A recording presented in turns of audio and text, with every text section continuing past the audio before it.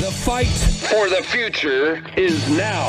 This is The War Room with Owen Shroyer. Joined in studio by Brandon from That's the Point with Brandon. So you learned the hard way that Austin, Texas traffic is a bitch, huh? Yes, sir, it is. You didn't expect that, probably. Yeah, that was like LA traffic.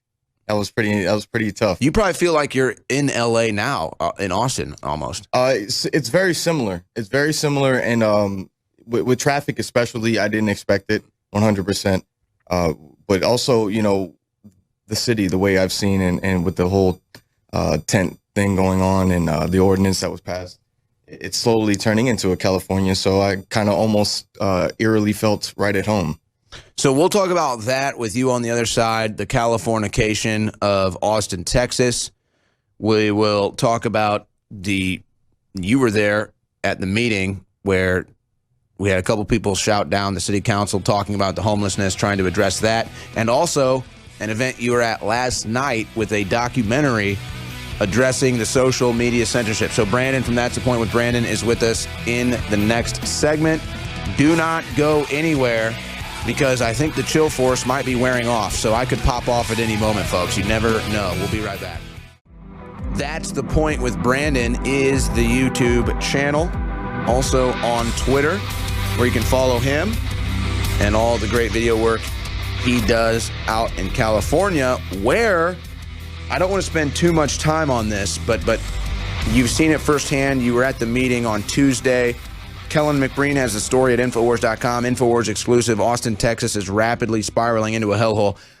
You know, I had an epiphany today, Brandon, and that's that the trend that Austin, Texas is on right now, within 3 months, it's going to look like LA East. It's going to look like San Francisco East. It's getting totally out of control. You've been in California. You've seen this firsthand. You saw the meeting where the city council and the mayor basically said nothing for 2 hours, just a bunch of lip service. So, I mean, do you agree with me and my analysis here? If nothing changes in Austin, which I don't think it will, you're going to have an LA tent city, San Francisco tent city, Seattle feces on the street situation in Austin. I would say probably about 3 months before it's just totally out of control. It's like the mayor that was there that night, where they just spoke and filibustered and had no solutions in anything that they mentioned.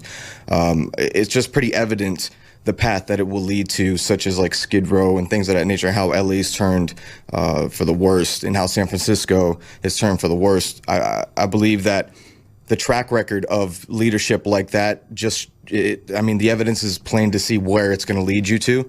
And it's disheartening, and it's actually sad to see the people of Austin vying for the mayor and them trying to, you know, say listen to them, when, you know, if all you do is listen to them, they're never going to give you a solution. Nothing was being said until you got up and you spoke your mind and you spoke the truth and say nothing's going to change if we don't start saying something. And from the reaction that you got, I believe, you know, they all agree with you.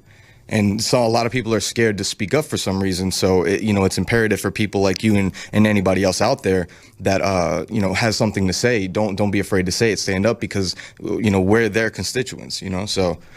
And I just think we can stop Austin from becoming California, from becoming LA, from becoming San Francisco, but it's going to take some initiative. It's going to take some will. And unfortunately, I just don't see it. And I mean, it just sucks. I live here. I don't want to see this. I don't want to drive down the street every day and watch a guy, drop his trowel and take a dump right there on the sidewalk. So it's just a bad situation. But you've been covering that in L.A. Obviously, you're dealing with that out in California. Again, the story is at Infowars.com if you just want to see some of the stuff for yourself. And, I've been all over this story. My guess is I'm going to continue to cover this because it just affects my daily life. I mean, I go to the grocery store. I see it. So it's pretty easy to cover when it's this out of control. Now, I'm so inundated around here. I didn't even cover something that I should have covered that you guys did yesterday. You had an event out in San Antonio. You met with some other fellow patriots out in San Antonio, and you guys screened the documentary, You Can't Watch This, available at InfoWarsStore.com. A lot of great patriots were out there. So talk about the meetup you guys had yesterday and the screening you did of You Can't Watch This, and how the social media censorship is put on display in this documentary? Yeah, so it was put on by Thad and also Titans of Liberty with MAGA Titan. They put together this at the Angry Elephant in San Antonio, and the whole event was to screen You Can't Watch This, the InfoWars documentary style video. And you know, a lot of people that were there, actually they were doing like fantasy football and stuff like that, so they kind of weren't really understanding what was going on when we first started screening. And that's ironic. Yeah, I guess the football season starts this week. Yeah, so they were doing fantasy you know, games like living that, in fantasy land. Yeah. And once that got on, though, a lot of them actually started paying attention, then came over and started asking questions, and were actually big supporters of InfoWars and Alex Jones and you. Yeah. So you just had some football fans at this restaurant that saw this was going on and had curiosity. Correct. Yeah. So once we started playing it on the big screen, at first it was like, you know, people were like, oh, turn that down, we're paying attention to this. But then once they started watching it, a couple of them, and then like the other people were like telling them, you know, calm down, don't make a scene about it. Because some of them were combative about it a little bit, not because of what it was, but just because it was kind of like, you know, bothering them with what they were doing. So after they wanted like the sports noise on behind exactly. it. Yeah, they wanted that type of ambient in the background. So but after a while, you know, their friends actually talked to them, got them to watch it, and so, you know, people actually listened to it. They paid attention, then came and started asking questions about it.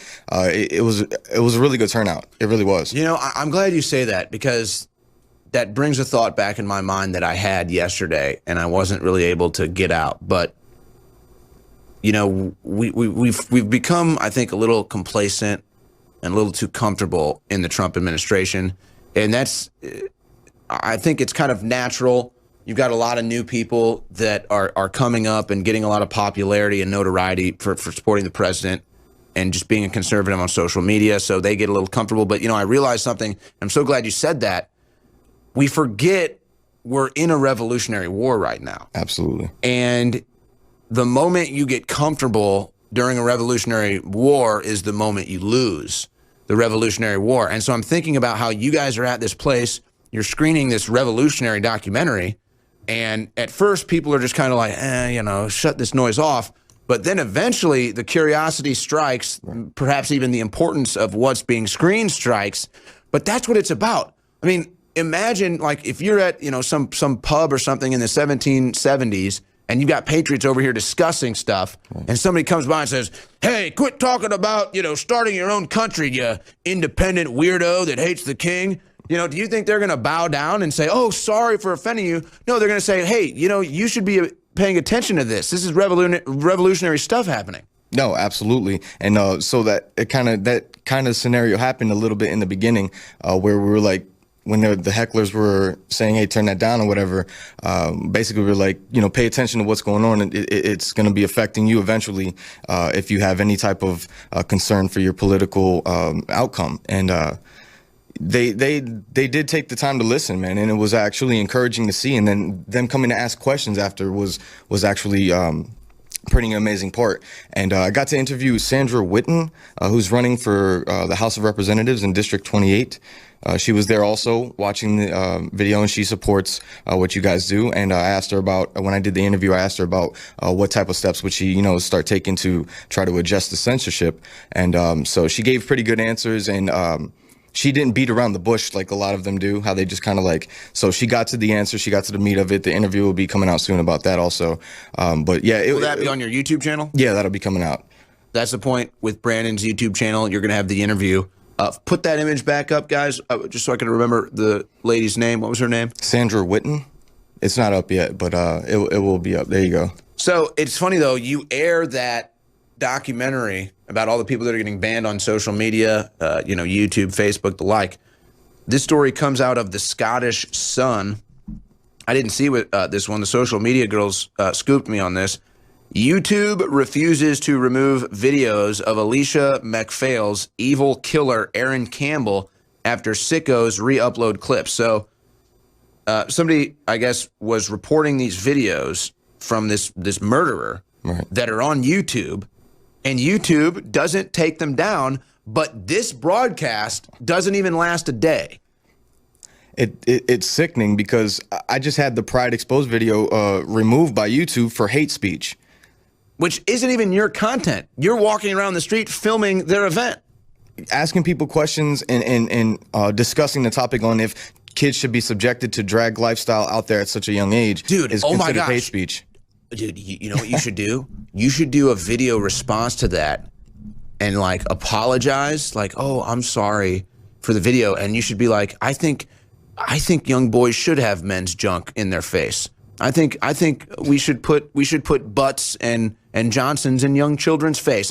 Do you apologize for thinking that sexualizing children is bad? Would you like to apologize? Yeah, I'd have to apologize for not condoning the sexualization of children. I apologize for not, making that normal. Yeah. So please forgive me. Yeah, I think that you should probably even maybe YouTube will allow you to put the video back if you say, you know what, the gay pride parade is right. We should bring young boys out here to take a look at men swinging their Johnsons around. Yeah, that's normal. I think that that's a good idea. Actually, I think I should drop that next video. I'll do that. Yeah. Actually, I'll probably do that when I return.